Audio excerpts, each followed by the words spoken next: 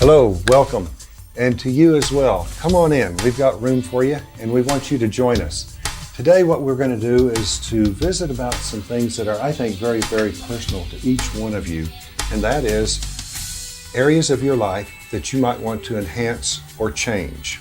And I know that as soon as I mention the word change, you might think, oh gosh, is he going to try to change me? No, I'm not going to try to change anybody. But I would like for you to, for a few minutes, to start thinking, what area of your life would you like to change? Would it be your health? Could it be your prosperity? Could it be your memory? Could it be having more leisure time, starting your own business? Could it be losing a little bit of weight? Could it be improving your golf game, your tennis game? How about your patience with your children or your grandchildren or with your parents? What about being a better manager? Improving your sales? What are the areas of your life that you would like to possibly change? And one of the most important things is to think in terms of, yes, change is possible. Yes, Gwen? Dr. Will, I love the title of your book, but I have a question on 15 days to change your life. Does that mean you can work on more than one thing at a time, or does it take more than 15 days on some of the things that you work on? Well, both. You're absolutely right. On some items, it can take even less than 15 days. And on other things, it may take longer than 15 days. If I weighed 350 pounds and I want to get down to 240, I don't think I'm going to be able to do that in 15 days. Right. So, but I can, by utilizing the information in the book and on the CDs and the DVDs and also in the workbook.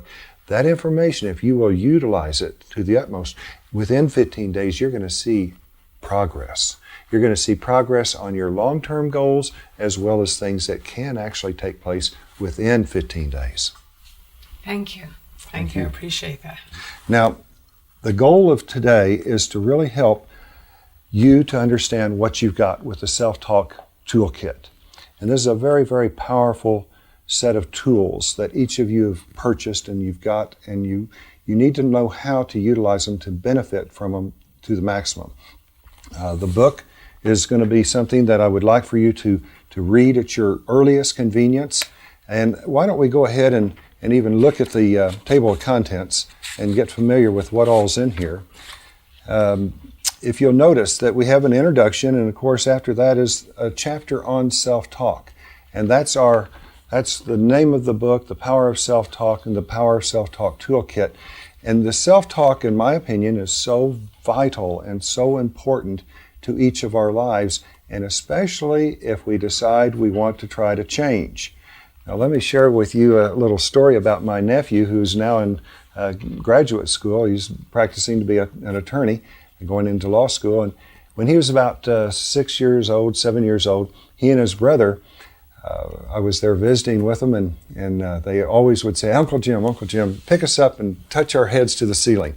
And I enjoyed doing that a few times, but after a couple, I kind of got tired. And my mother had just given them a pocket full of change, and I knew that they had some money. And so after I lifted them up and touched their head a couple of times, they said, Uncle Jim, do it again. And I said, well, no, I'll tell you what, you got to pay me from now on. And they got their money. They said, okay, how much? We got, and I said, how about 5 lifts for a quarter? And they, oh yeah, here. And they gave me $3 or $4. And I was lifting them up, and his Ward and his little brother, Michael, and then they even got a neighbor friend of theirs to come in, and I was lifting them all up. Finally, thank goodness, they ran out of money. And they said, oh, come on, Uncle Jim, keep lifting. I said, nope, no more money, no more turns. And Ward looked at me, he says, oh, come on, Uncle Jim, how can I get some more money? And I said, Ward, now here he was, 7 years old. And I said, Ward, I'm going to be leaving in about 30, 45 minutes. And if you will just behave the rest of the time that I'm here, I'll give you back all your money and I'll lift you up 5 more times. And he looks at me, he says, no way, man. he said, come on, Uncle Jim, that's not fair. And I looked at him, he says, come on, give me something I can do. Mm-hmm. Now, yeah. And what was Ward at 7 years of age telling me then? I know me, I'm 7 years old. He didn't say these things, but he says, give me something to do. It's not fair for me to behave for 30 minutes. 45 minutes is out of the question. So already at the age of 7, he already knew what he could and what he couldn't do. And what do the experts say that our personalities start to develop at what age? 2. 2? 2 or 3. Yeah, 2, 3. Very early. Yes, yeah, exactly. Very, very early.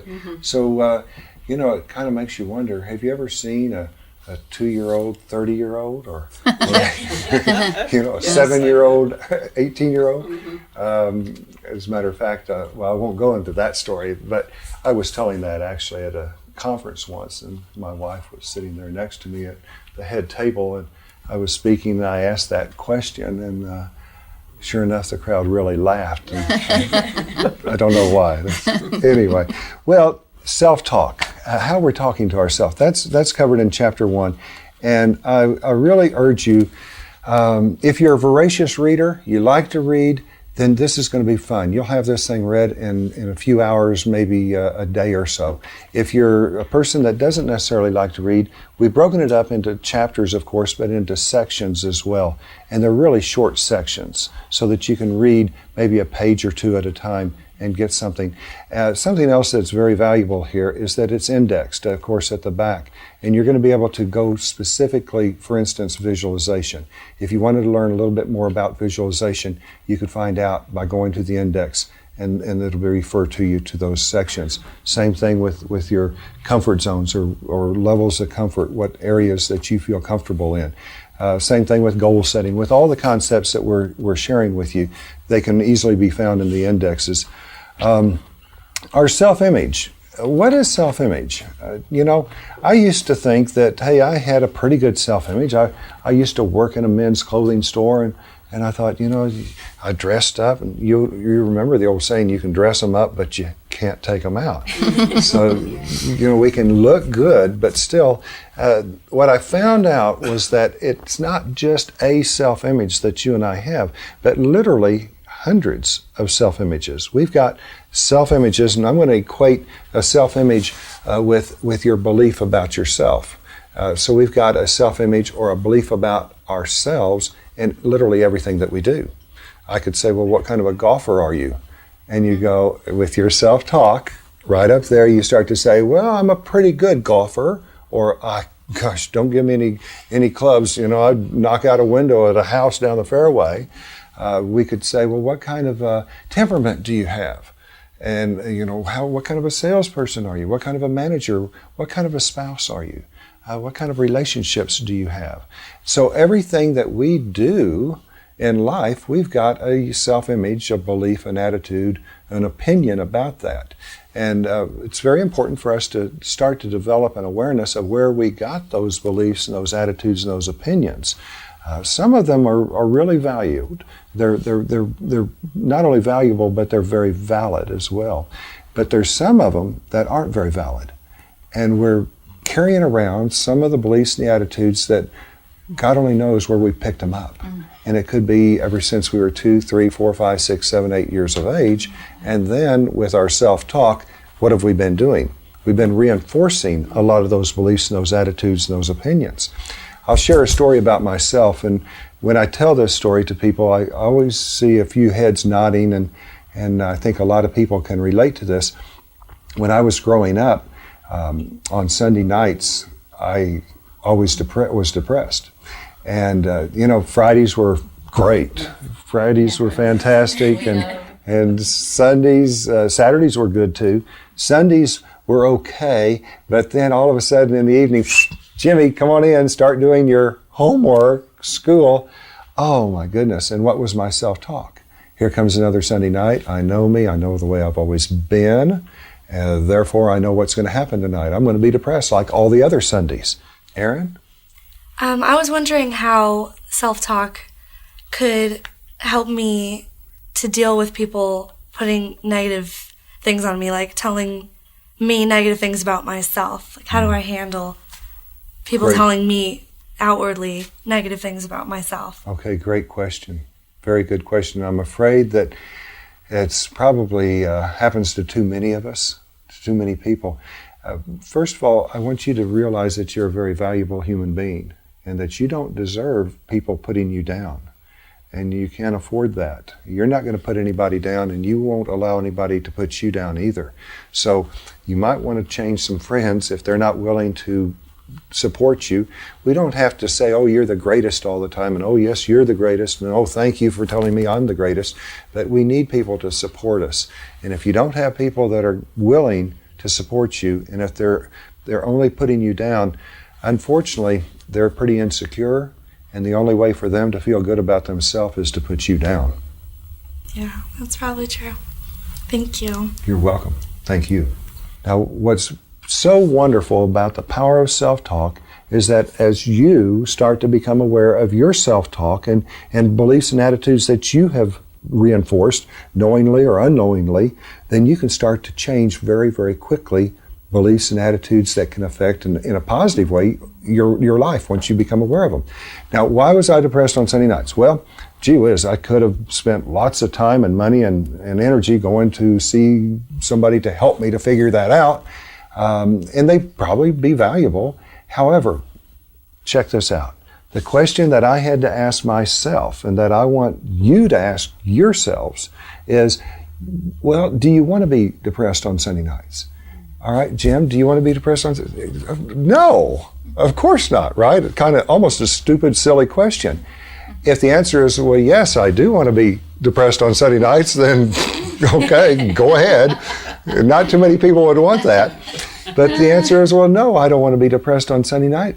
Well, then what is it that you want, Jim? What is it that you want?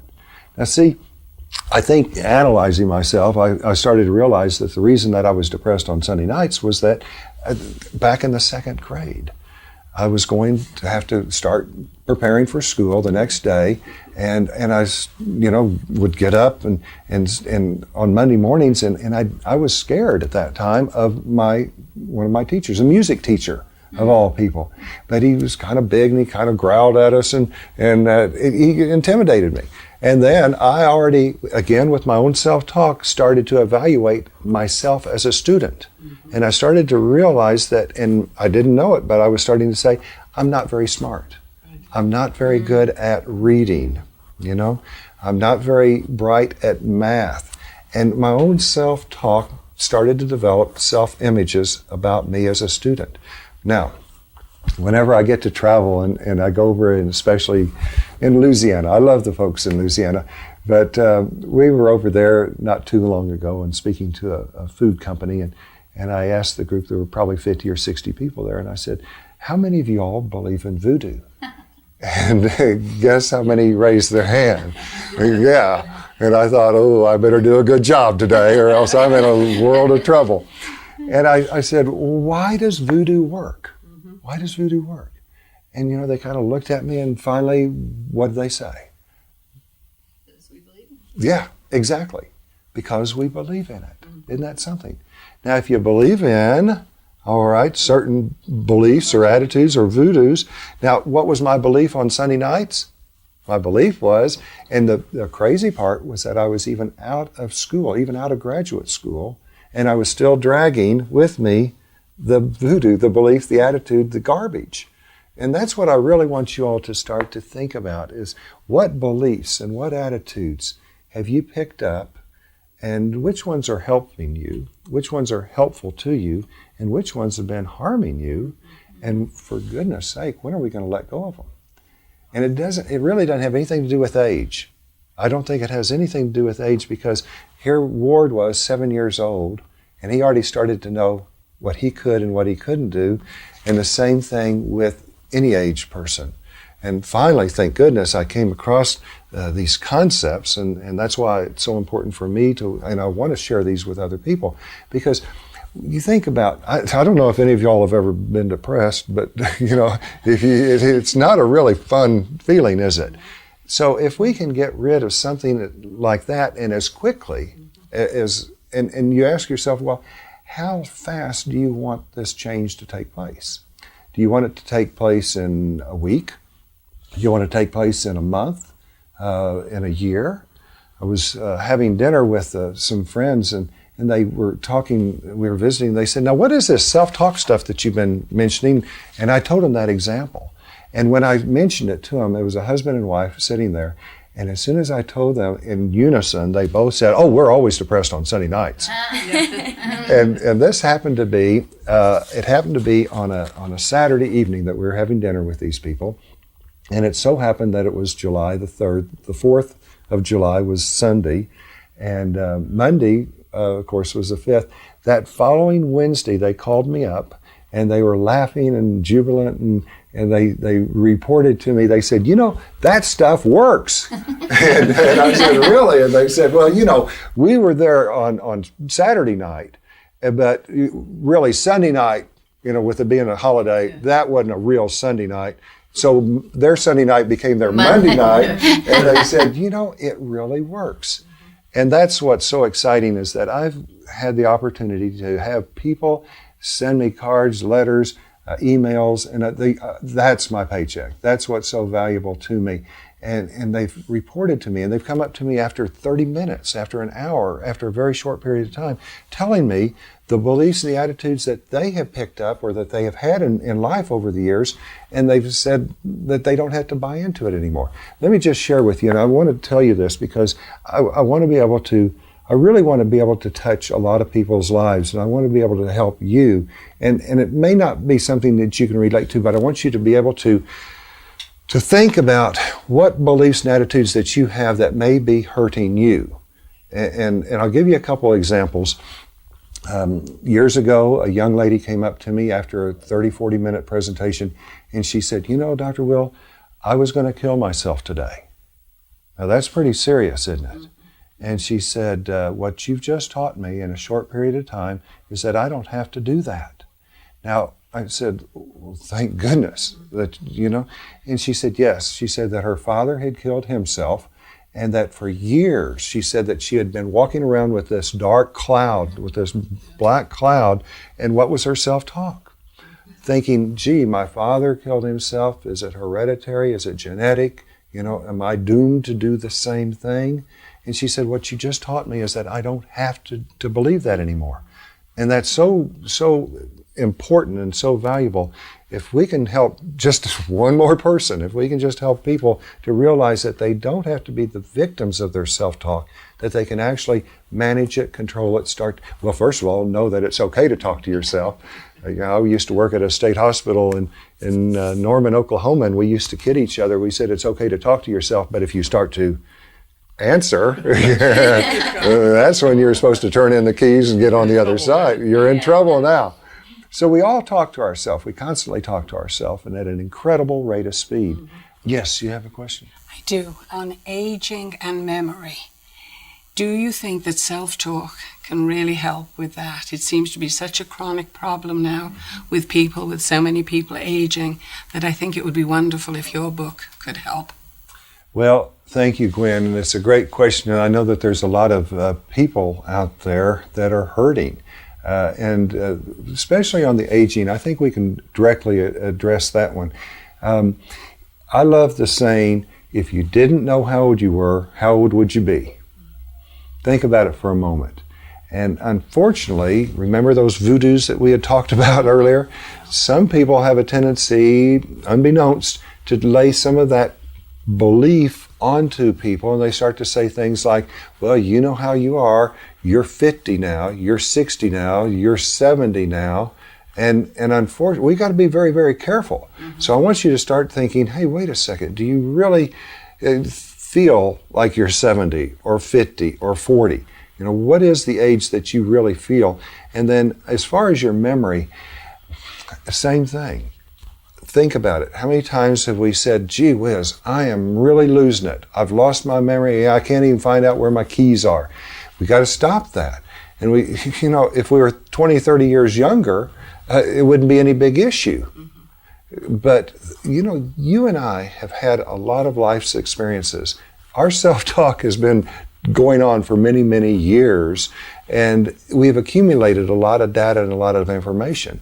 So when you start to think about all the things that have happened to you over your life, you have a lot of experiences, and you need to be able to say, okay, wait a second, I've not lost my memory. Maybe it's not as sharp as it used to. Think about perhaps the health, the vitamins, the nutrition, things that you could do to keep your memory intact. Courses on memory, that might be helpful too. So be careful who've been your experts telling you that at a certain age that you might start to lose your memory, and at a certain age you ought to start feeling this way or that way. So be careful who your experts have been. Is it going to be the cure-all for aging and for memory? I don't know that it's going to be the cure-all, but what's the alternative? And I think it will help you in the aging process and with your memory if you are friendly to yourself and nice to yourself and not buy into what a lot of experts have been telling you about aging and memory.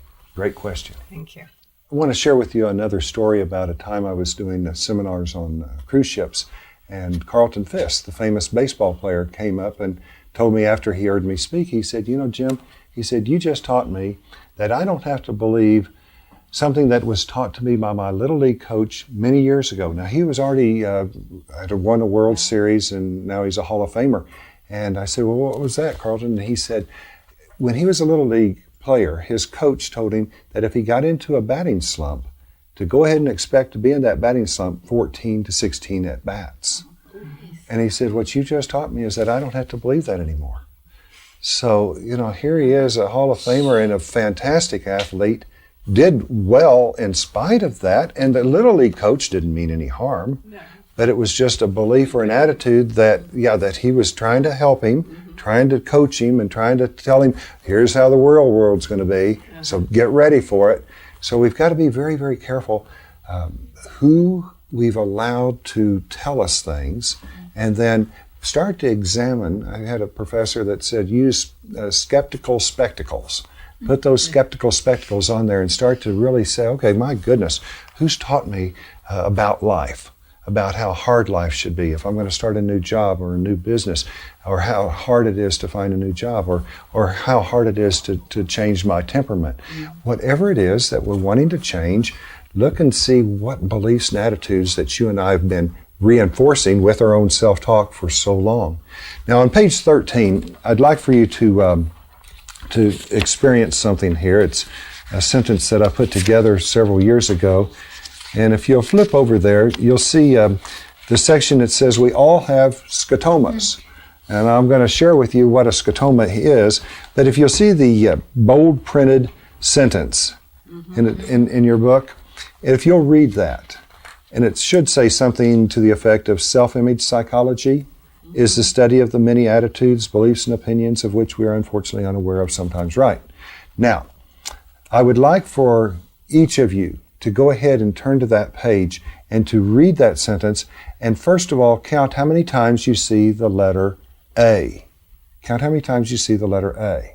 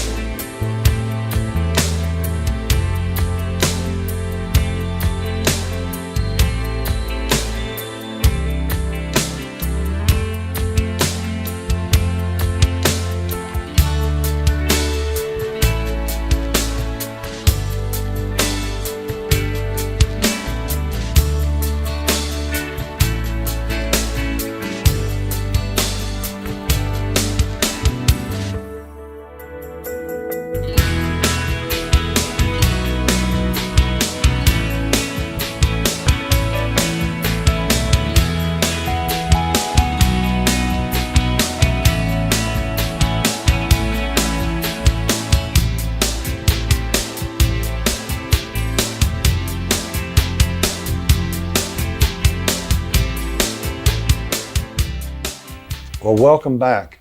And if you were like our friends here in the living room, you probably found all kinds of A's and F's, anywhere from maybe 4, 5, 6, 7, 8 A's to 2, 3, 4, 5, 6 F's. And the correct answer is 8 A's and 6 F's. And you can go back in the back of the book at one of the appendixes and find out where all the A's and the F's are. It's called a scotoma, S-C-O-T-O-M-A. A scotoma is a blind spot, and it's so important for us to develop an awareness of our blind spots, of the beliefs and the attitudes and the opinions. And again, it's explained there in the next few pages why we have those blind spots. But if we miss something as simple as A's and F's when we're looking for them, the big question is, what else could I be missing in life? Just the fact that I was able to enhance my Sunday nights, what's that worth to me or to other people that might experience that? So there's all kinds of scotomas out there, all kinds of beliefs, all kinds of blind spots. And yes, the word scotoma is a real word. It comes from the Greek vocabulary. And if you go to your eye doctor, they will check for a scotoma, and they'll either use a pen or some item, and they'll say, can you see it here? Can you see it here? And they'll go all around trying to find if you have any blind spots. They now have it electronically or computerized. Little lights will flash on, and you're instructed to hit a little button every time you see it. Or if you don't see it, that's when they're concerned. So the scotomas, and you'll hear me refer to that throughout the day, is very important for us to discover those scotomas. If we're in business, most of the time our competition is not going to tell us about our scotomas. We're going to have to find those out ourselves. And I found out also that if you're not aware of your scotomas, if you're married or if you've got parents or grandparents, they usually are very willing to help you to discover where your scotomas are. I found that they're very happy to share that with you. All right, let's look back at our table of contents, and I'm very pleased with this book because it's chock full of stories that help to get the point across, and that's what we've tried to do, is to illustrate things so that you go, oh, okay, I get it. That makes sense to me. And that's what what we're really talking about. The human mind is so amazing, and it is a miracle. It's a marvel, and yet what we're trying to do is just to bring it to a simplicity that we can start to understand. And by the way, self-talk is more than just positive thinking or a positive mental attitude. It's much more than that, because I could say, well, Richard, Aaron, you guys just think positive and your world is going to change for the better. You go, yeah, sure, okay, fine. We've tried that, haven't we? Yeah, and it doesn't work, does it? And the best explanation, I was working with a hospital, and they asked me to speak to the doctors and nurses, and they had me there several times. And after the fourth or fifth time, I said, is it going to be doctors and nurses again? They said, no, this time we've got 35 schizophrenics that we want you to visit with. God bless these poor souls. And if we're going to label people, let's label them with a good label. And these poor souls labeled that.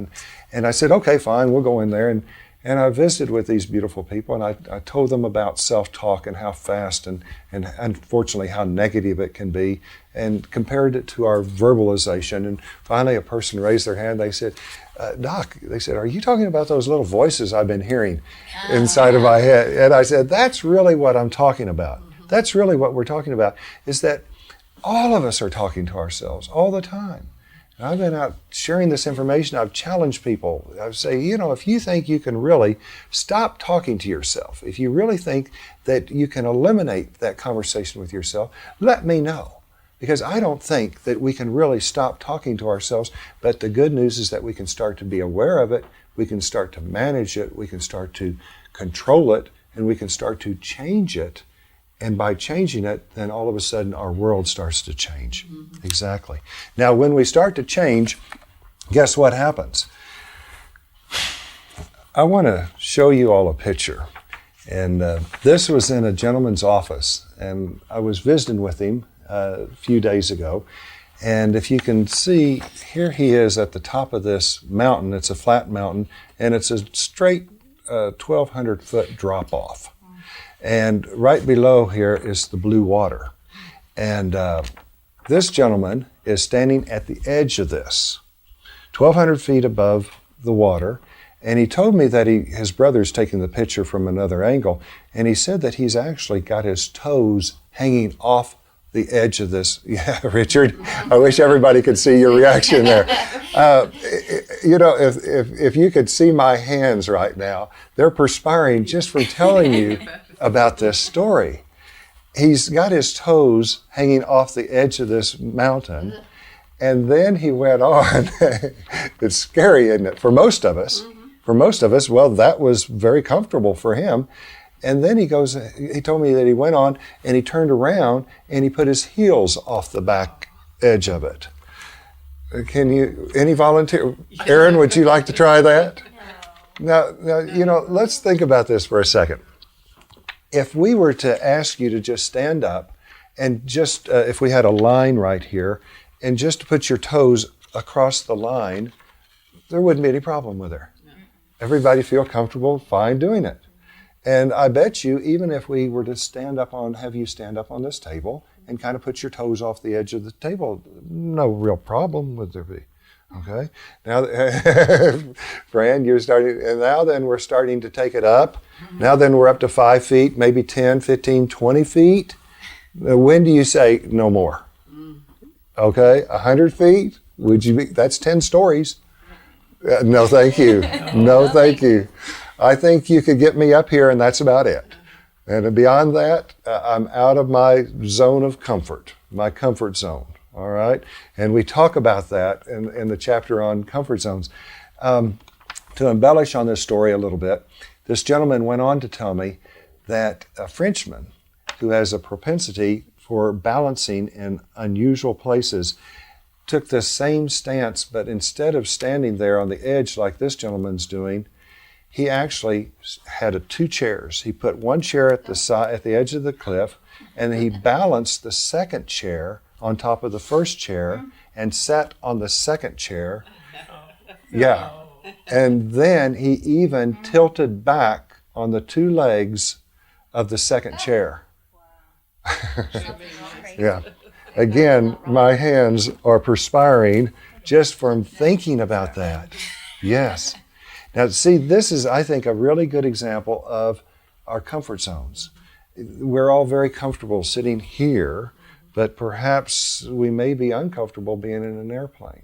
We're all very comfortable standing with our toes over the line here or maybe up on the coffee table, but the thought of this scares me. Mm-hmm. So when we're starting to change, when we're asking ourselves to change, that's what can happen. We've gotten used to areas that are very comfortable to us, and then all of a sudden we're asking ourselves to do something different. I hate doing this, but how are your New Year's resolutions coming along? Didn't really need to bring that up, did we? Do you know how long the average diet lasts? A month? That'd be a good one. About 72 hours. That's about how long the average change takes place. And if you're trying to change something in your life, I bet you that's about how long it takes before we go back into our old area of comfort. So what we want to do is, and really what's keeping us from changing? Is it our neighbors? Not really. No. Is it somebody down the hall from us at the office? No, probably not. And, we say, well, it's me. Okay. Oh, who's me? What is it about me? Is it my right hand? Is it my left foot? What is it? And if you've ever seen athletes, they get upset. What do? They don't hit their hand. They don't hit their foot when they make a mistake. What do they hit? Their head. Exactly. And so I think what's keeping us from changing, and it's all mental, and that is our own self-talk. Now, what keeps us from changing is, that's the way I am. That's the way I've always been. That's the way it's always happened to me. And those kind of phrases are what's keeping us in our old comfort zone. So for us to start to venture up 100 feet, 1,000 feet, 1,200 feet, and put our toes over the edge, and even sit on that chair and balance back on 2 of the legs, it's going to take some practice. And what can we do to help us to get into that new comfort zone? That new comfort zone, it may be taking ourselves from $1,000 a week to $2,000 a week, or from $2,000 a day to $3,000 a day, or from $5,000 a month to $20,000 a month. And I'm not just saying money, but what level of happiness? What about relationships? All of a sudden we can say, well, I know what kind of relationship I'm going to have because I know the environment, the relationship that I was brought up in. Well, if it's a good one, great. If it isn't, then let's go ahead and examine and look around and say, hey, would I like to have a better relationship? Would I like to enhance my life? Do I have to buy into the beliefs and the attitudes that have been passed on to me verbally, with good intentions perhaps, but are they helping me? And if they are, great. If they're not, if it's something that you would like to start to change, then we'll start to use a couple of concepts, a couple of things. One is goal setting. And you know, we're goal setting every day, all the time. And we're goal setting whether we realize it or not. We're goal setting as soon as we wake up in the morning. We're goal setting all day. And for the most part, unfortunately, we're goal setting in the wrong direction. We're thinking about what we don't want. Now, our self-talk is going on maybe 2,000 or 3,000 words a minute, maybe faster, maybe 4,000 or 5,000 words a minute. We can only talk out loud maybe 200 or 300 or 400 words a minute. So many times, 10, 15, 20 times faster, are we talking out loud. I mean, with our self-talk, with our mind chatter, daydream self-talk, than we are out loud. Now, really what I want you to do is just get the big picture. The exact number of words that we're speaking out loud, it could vary from, a few hundred to maybe 300 or 400. When we're thinking and talking to ourselves, it could be going many thousands. So I just want you to get the big picture of this. Don't hold me to the exact number, okay? I want you to start to understand that, unfortunately, a lot of our self-talk is negative. Dr. Viktor Frankl estimated that the average person's self-talk is somewhere between 60, maybe 70 or 80% negative. And I'm not talking about the people, that you try to say good morning to and what's up? Those people are way off the charts, right? So I'm talking about most of us, you and I, and how we talk to ourselves all the time.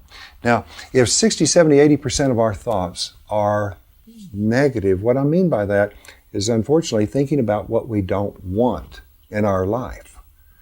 And the analogy I came up with is when you go to a grocery store, do you ever write down a list of things that you don't want to get at the grocery store? It'd be a long list, wouldn't it? It would. Good night. You'd be at home writing out the list of things you don't want forever, wouldn't you? Fran, you had a question? Yes, Dr. Will. I must admit that I have some difficulty procrastinating. And I don't want to be a procrastinator. How can you suggest to me that I use the self-talk to maybe help me not to have this always procrastinating, always putting things off? Okay, very good question. And really you said it right there. I don't want to be a procrastinator. Let's go back to our grocery store list. And what is it that you do want? I want to be effective at time management. I want to use my time well. I enjoy what I'm doing. So go ahead and take it from I don't want to what is it that you do want? Does that help? Yes, very much. Thank you. When you start to think about what you don't want, I want you, it's okay if you want to. If you want to write down things that you don't want in your life, that's fine. But I want you to come back over here, and especially in your workbook, when we get into actually writing out and deciding what your goals are going to be in the different areas of your life. I'm going to help and instruct you. And I promise you, if you will do everything that's in these two books, the reading is primarily in the textbook. And there's some work that you need to do in that. And I say work, but do it for yourself. You owe it to yourself. You really do. This workbook is so valuable. I want you to treat this workbook like it's a brand new laptop. Would you leave that laptop just sitting around any place in a crowded airport or in a restaurant and get up and leave and walk away from it? No, I want you to treat this like it's $100 bills. And the reason is that this is going to be very personal. This is going to be your goals, things that you want to change and enhance in your life. Now, I am trying to convince you that you can change. And I want you to believe that you can change. And when you start to venture out and open this book and start to try it, you're spilling your guts. You're really making yourself very vulnerable. And we do not need anybody to come along and look at it. This is yours. This is your private. I want you to even put this is the property, and put your name right in there. This is yours. And I want you to keep it very under lock and key. Nobody needs to see this. The only people that you might want to show it to are people that you really do trust and that you really feel like will try to help you with your goals. And if you have somebody that you can really trust and you're trying to lose a little weight, then let them know, hey, I want to knock off a few pounds here. Can you help me, you know? But too many times, if we share our goals with other people, you find out who your real friends are. And some of the people that you may have thought were your friends may not be that excited to see you change. And they may want to keep you back with them. And thank goodness, many years ago, I finally got off the sofa that I was sitting at from college, and I left my buddies. And I'm not sure if they've left that sofa yet. Some of them may. But you know what that sofa was? It was full of sarcasm. It was full of ridicule. It was full of putting each other down. In order for me to survive on that sofa, I participated in that. And it's a yucky feeling. Mm-hmm. And you know, Gwen, when we took a break a few moments ago, you were saying it's amazing how when you start to change your self-talk and you start to develop this awareness, it actually has a really good feeling. A wonderful positive feeling. You can feel your body change. Exactly. It's so amazing. Yeah, you can actually feel your body changing for the better. Mm-hmm. So this is exciting. And you know, you can, and in here you start to set out your goals for your health. I want you to be very careful what television programs you watch. Okay, what radio music you're listening to. Who are your friends? And are those things really helping you? You know, you say, oh, well, you know, it's just music in the background. Your subconscious mind is picking up those words. Mm-hmm. It's just a TV program. We're picking up a lot of those things. Mm-hmm. So I want you to really pay attention to what is in your world, what's in your environment, and what you've been allowing into your world and into your environment. One of my clients is a dear friend, and he's got an architectural firm. And this lady, a very nice lady, she showed me her goals. She said, Dr. Will, I'd like to show you my goals. And she went over to her purse and picked out of her purse her goals. And her first goal was, I don't want to be depressed. Her second goal was, I don't want to be a nuisance to my boss. Guess what? And I said, all right, let's try something here for a moment. And I looked back over her desk and I said, are you online? And she said, yes. And I said, well, let's go to a search engine and let's type in, I don't want to be depressed. And we hit send. Guess how many responses came back? Over 700,000 responses. And what did the search engine pick up on? I don't want to be depressed. And the word depressed is what it picked up on.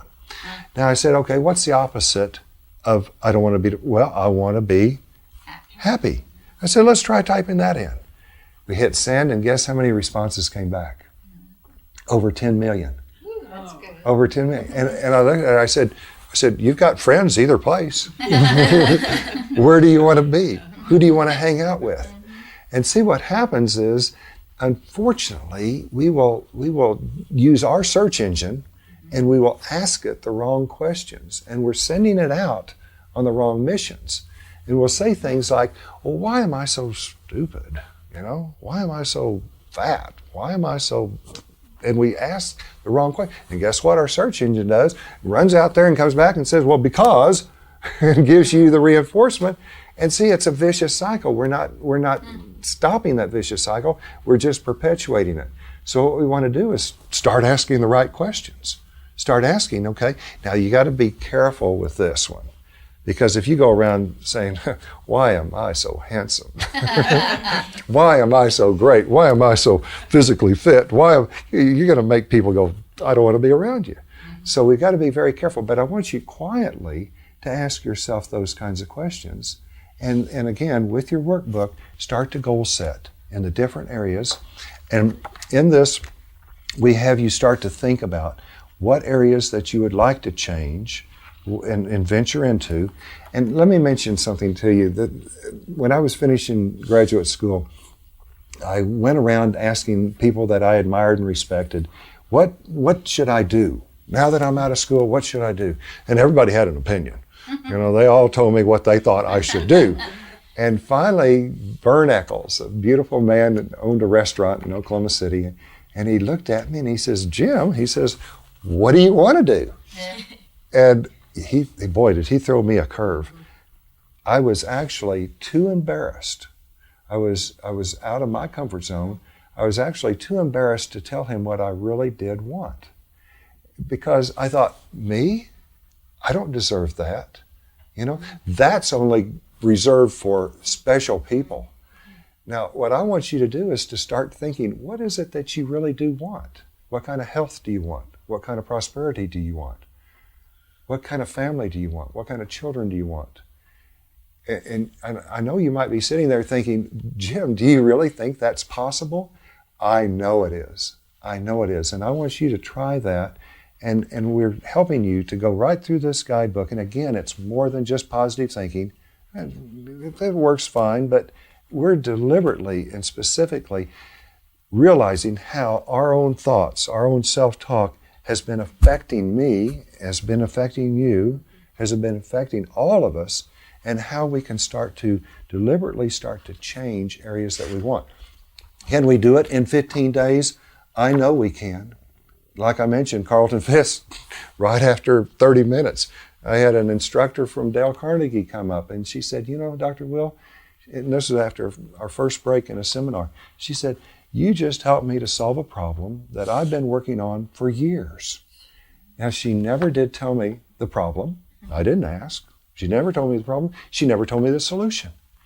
But yes. Now, there was a situation that was critical in her world. And with helping her to understand the toolkit, helping her to understand how our self-talk controls and manages and how we can start to change that, then all of a sudden she was able to change something that was very, very important to her. Now, again, if you will go through this entire workbook, it's extremely valuable.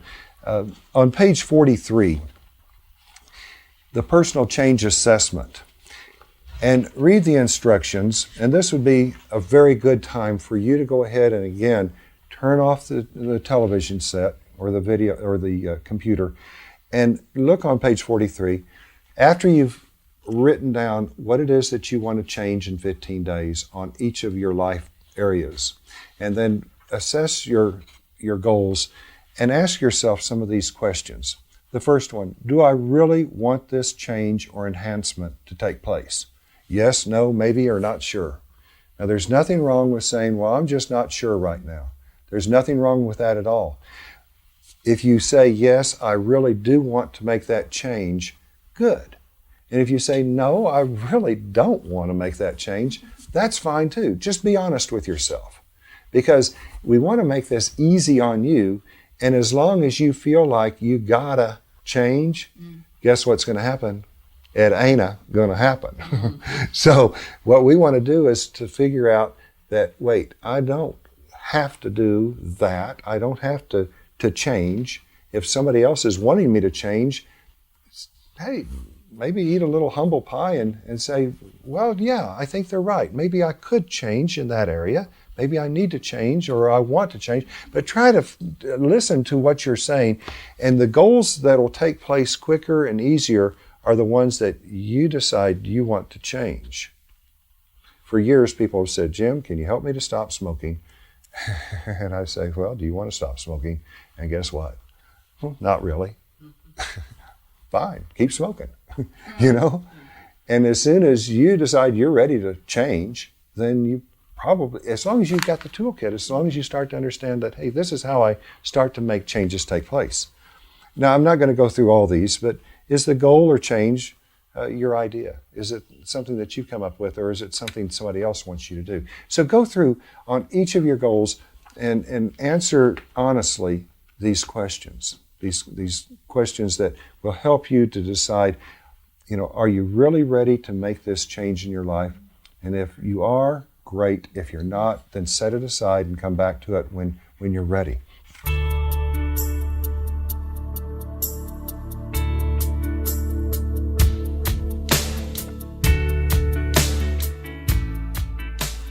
Something else that's going to be very, very valuable to you in attaining your goals is a concept referred to as visualization. And you kind of think, well, visualization, well, it's becoming more and more popular, especially amongst athletes. And athletes have told me over and over again, the way that they mentally prepare for a contest is that they will go ahead and they'll see themselves performing it, not once, not twice, maybe many, many, many times. Wouldn't it be helpful to you if you get just a little edge in life? And whether it be in business or in a relationship, not necessarily a relationship in terms of having an edge over the person that you're having that relationship with, but let's just think in terms of having an edge in life in general. There was a baseball player many years ago, and he would sit and file his cleats before a game. And why was he doing that? Well, one was to get better traction, and the other thing was to intimidate the other players. And he had that edge over the competition. A person that's very fascinating to me, and I get to work with her, is Erica Enders. Now, you may have seen her on the Disney Channel. She is one of the race car drivers for the National Hot Rod Association, and she has just gone into a category called Pro Stock, and no woman has ever qualified in this particular category. Now, think about the edge that she needs in her competitive sport. 1001 is 1 second. That is 5/10 of a second. Her races are won or lost in 1/1000th of a second. Yes, that's 5/10 of a second. And the races are won or lost in 1/1000th of a second. Now you think about that. That is just like a hair. So she is constantly, and her father Greg and I are good friends, and he refers to me as her performance psychologist. Oh. And they are constantly doing anything that they can to get that 1/1000th of a second. That's the difference between a national championship. And you talk about self-talk. Can you imagine losing by 1/1000th of a second? Now, if you happen to play golf and say that you're used to shooting, say, 85, and all of a sudden you hit you knock out a 75, 10 below what you're used to, and somebody beats you with a 76, you're still feeling pretty good about yourself, aren't you?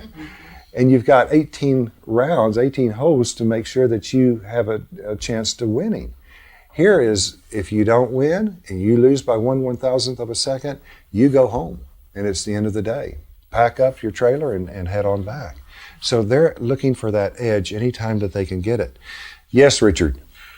You gave a golf illustration of someone who's an 85 golfer shooting a 75. And to beat them, you've got to shoot a 74, and somebody does shoot a 74. If you shoot a higher score, you're not going to beat you when you get your 85. Richard, you're way too observant. You're exactly right. I tell you, that proves that I'm not a golfer. However, you are right. To beat somebody with a 75, he needs to have a 74. So appreciate you pointing that out. But I think we got your point. Okay, good. Thank you. Now, her self-talk is going on extremely fast, just like the rest of ours. One of the suggestions that I gave to her in order to combat negative self-talk, because she's around reporters and people wanting to interview her, and there's other race car drivers, and there's the guys in the pit, and everybody means well, but all of a sudden somebody can put some negative thoughts into her mind. And they don't maybe mean to, but how can she combat it? And how can you use these techniques to combat any negative self-talk or things that are being laid upon you from well-intended people? I suggested to her, just as she gets dressed in her fire suit every time for a race, and she puts that helmet on for protection, I told her to put an invisible helmet on anytime that negative self-talk or people that are coming in with negative comments. Just put that imaginary helmet over your head.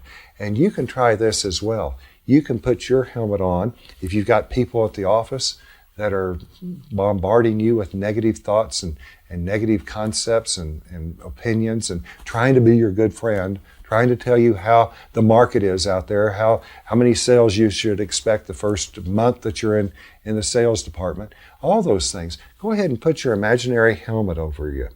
And something else that you can utilize is on our computers, don't we all have virus protection and maybe even spam deletion? And you think about out there in the real world, aren't we being bombarded with spam every day? On television, radio, friends, relatives, neighbors, all kinds of people are throwing out spam. And so install a mental spam guard that starts to, it won't even allow it into your mind. It won't even allow it into your world. You start it and it deletes it. And it goes over into a special file over there. You can ultimately delete it and get rid of it forever. And the same thing with a virus shield. You install this imaginary virus shield that will protect you from all the viruses that are out there. And these things are very, very valuable. Victims in this world come in, and if you can imagine just being in front of a television, and when you get home and you turn on your TV, do you watch whatever channel happens to be on that TV? You turn it on. I think the victims of this world, they'll watch whatever's on. And they don't know that they've got a remote control. And exactly. And what we're saying right here in the Self-Talk Toolkit is that you've got a remote control. This is your remote control. Okay? You have choices, and you can decide what kind of a life you want. And we don't have to buy into, well, that's the way it's always been. That's the cards that have been dealt to me. That'd be like sitting there and never changing the channel. So know that you've got that remote control, that you can start to ask yourself, well, what areas would I like to change? And you ask yourself, how much happiness can I handle? How much happiness can you handle? How many good things? My wonderful wife, Fran, she says it's only getting better. And I really believe that. And, ask yourself, would you like for your life to get better? And if so, what areas would you like for it to get better in? And do you think it's possible?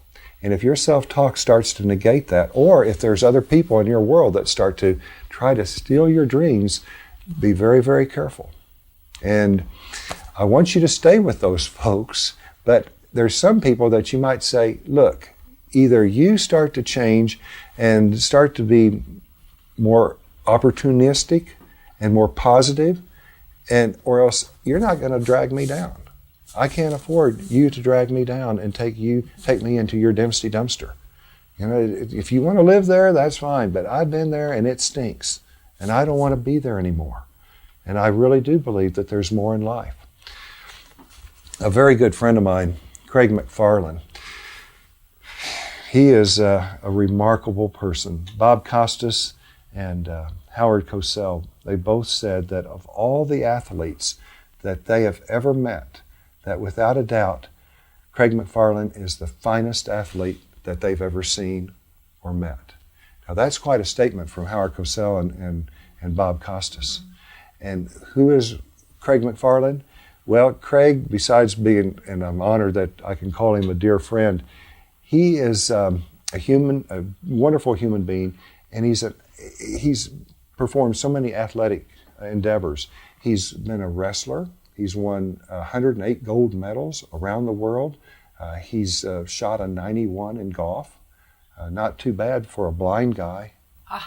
Yeah, not too bad. He's totally blind. He lost his sight when he was 2 years old.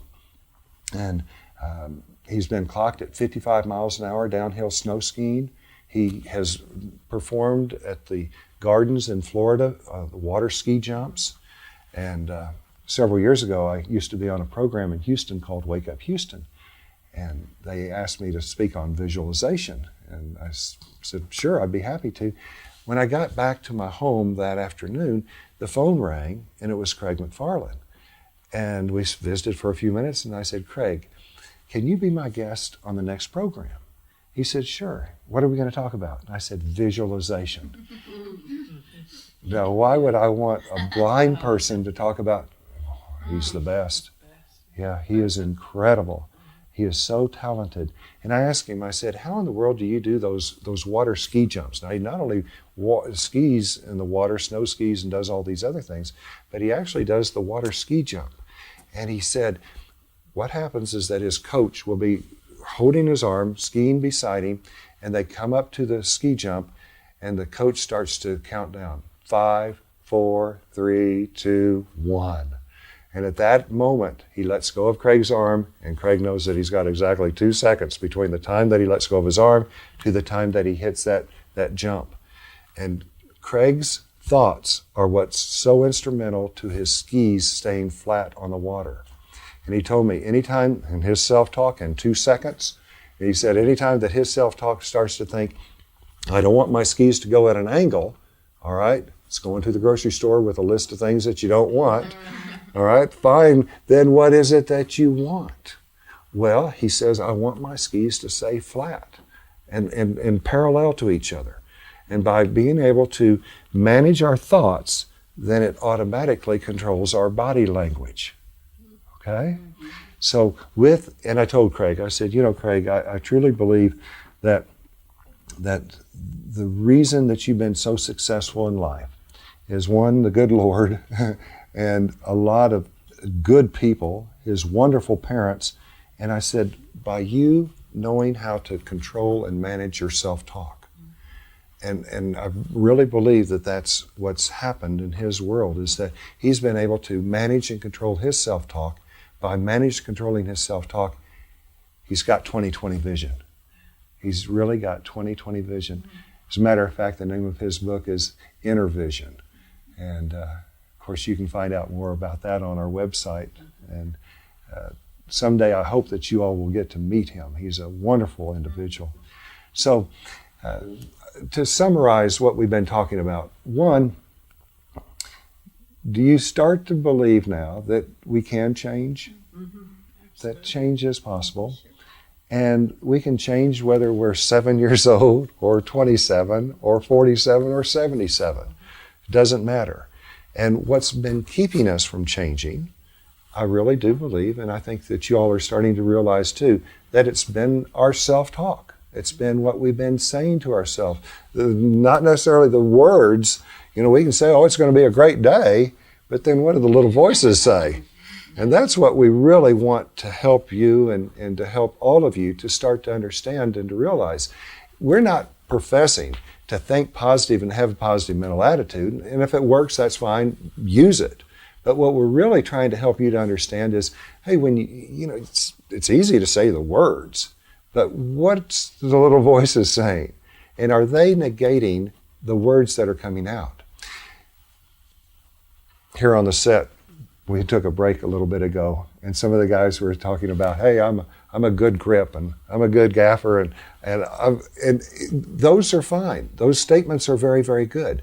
But what I want you to realize, and what we've done in the book and the workbook, is to give you statements of not only I am, but more importantly, I think, is statements of I want.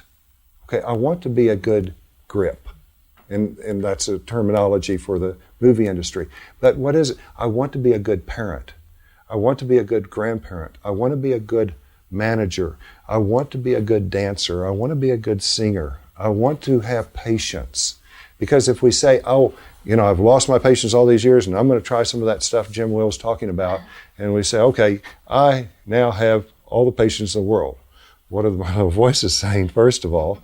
And a lot of times, I think that just positive affirmations, sometimes we don't buy into it.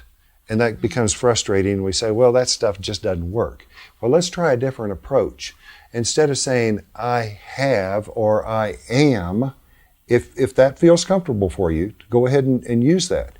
But if it doesn't feel comfortable for you, go ahead and utilize I want. Okay? Does that make sense? Yeah. I am 20 pounds lighter. Well, no, Jim, you're not. Look in the mirror. But I want to lose 20 pounds. I can all of a sudden buy into that part. And then once I have lost that 20 pounds, or I'm on the way to losing that 20 pounds, then it becomes, hey, I am thin and I am healthy. But if I'm not thin and if I'm not healthy right now, and if I start to try to say I'm thin and I'm healthy, then maybe we don't buy into that. So what I want you to do is to start to develop an easier method to attain your goals. First, know that it's possible to change, and then by managing and controlling your self-talk, that I think is going to help you to start to change, and then give yourself some sneak previews of that change.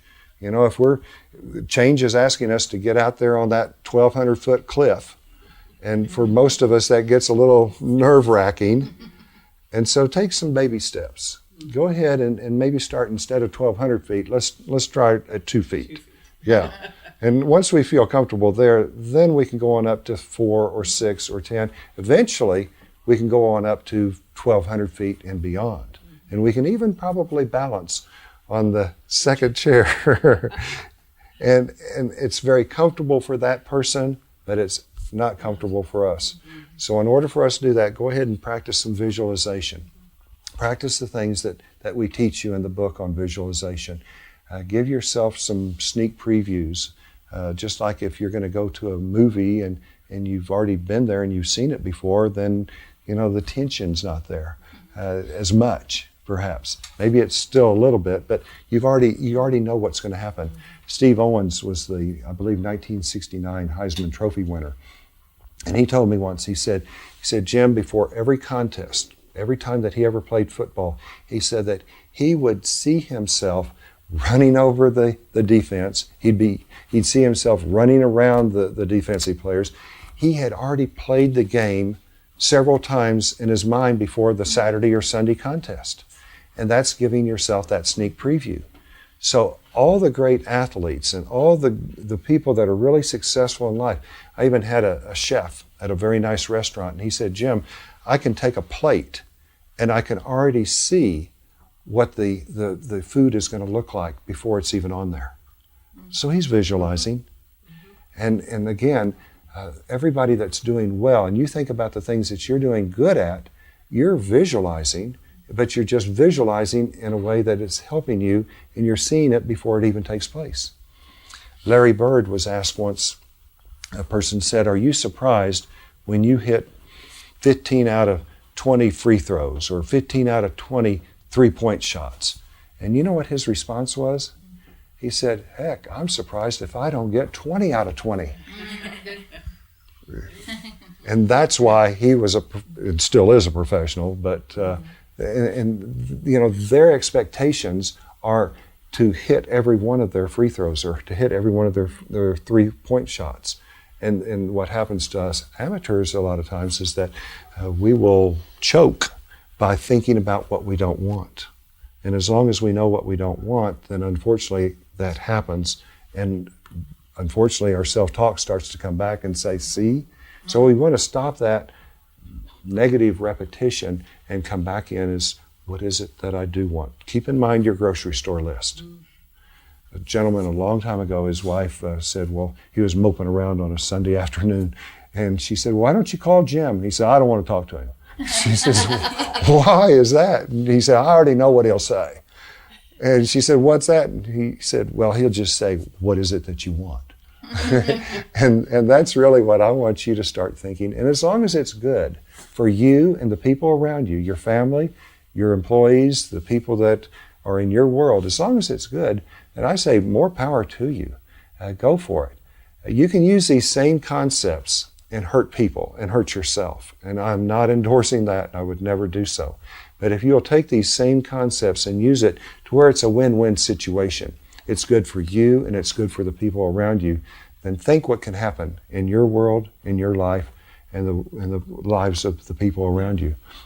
I really think that if you will take and read this book, and please don't read it once, read it many times. If you're like me, I like to highlight, I like to make notes in it. Keep it to yourself. This is very private and very personal, and especially the workbook. That's something that you'll want to really guard and make sure that nobody ever sees it. And only if they do believe in you and they do want to try to help you with your goals. Otherwise, don't show it to them. just keep it to yourself. Well, I want to thank you all today. This has been a special moment for me, and I hope a very, very special moment for each of you. One of my favorite philosophers, Yogi Berra, was interviewed once, and they asked him, how much of the game of baseball is mental? And good old Yogi, in his wit and wisdom, he said, 90% of the game is half mental. I believe that life is mental too, and everything that we do is mental. I want to thank you all today for joining me and taking time out of your busy schedules. I really do appreciate you. And I also want to thank you for joining us. And I want to encourage you to take this information, use it for yourself, share it with your family, share it with your friends, share it with the people that are important to you at work and the jobs that you're endeavored in. Thank you very much.